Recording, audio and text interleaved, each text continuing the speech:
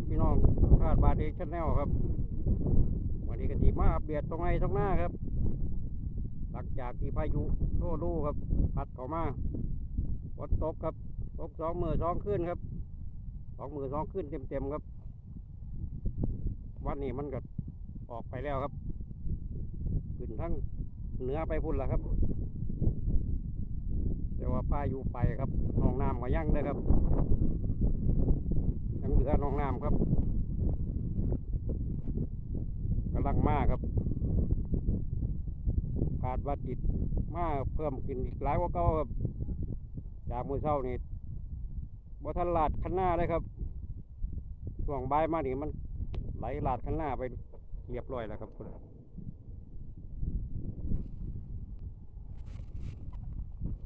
นี่แหละครับนี่ตะน้ำมาลดท่วมเขาเห็นแตะปลายจอดอยอยู่ทั้งนู้นก็มีตะน้ำครับพุ่นขาวภาพนู่นอันนั้นจมน้ำไปแล้วครับทั้งนั้นทั้งลึกครับท่วมไปแล้วครับ2 รอบ 3 รอบแล้วเดี๋ยวนี้รู้สึกว่าเป็นรอบที่3แล้วครับ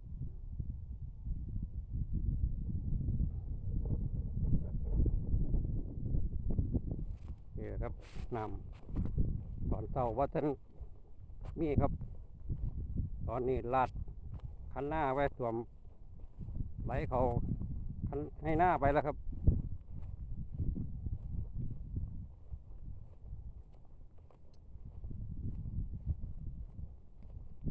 ปีนี้รู้สึกว่าฝนนี่ดีครับตกได้ตกดีนี่เขาดีน้ำดีครับอุดมสมบูรณ์เขาเจียวย่องแต่ว่าเขาบ่มีราคาครับถูกกว่ามาอีกมาต้องละ6 บาท 7 บาทแบบนี้เลิกผลิตเขาครับไปผลิตมาขายครับ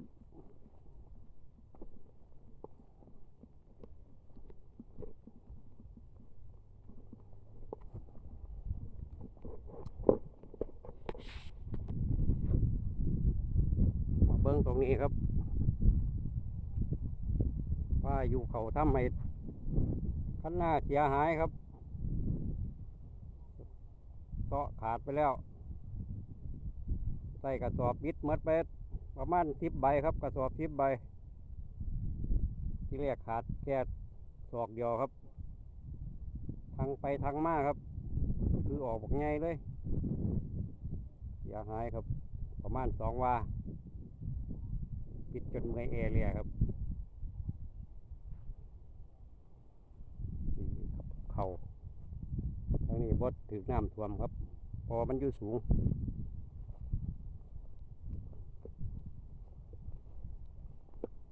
เดี๋ยวงามดีครับ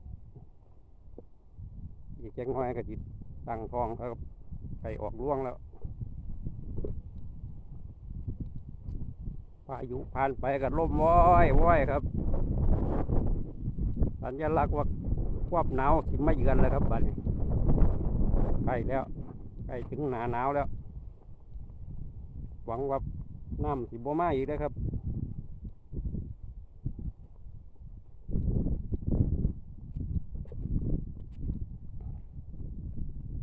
แล้วครับน้ำไหลเข้าน้ำไห้หน้าครับมันล้นไหลออกมาจากที่มือเศร้าท่านมีหยังครับดีอยู่มันบ่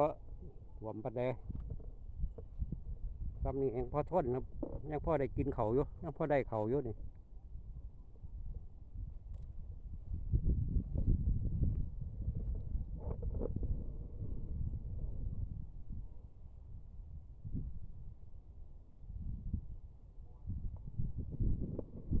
ครับ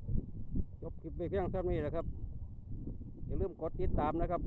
กดซับสไครต์กดไลค์กดแชร์ครับเพื่อเป็นกำลังแรงใจครับขอบคุณหลายๆครับที่รับชมครับสวัสดีครับ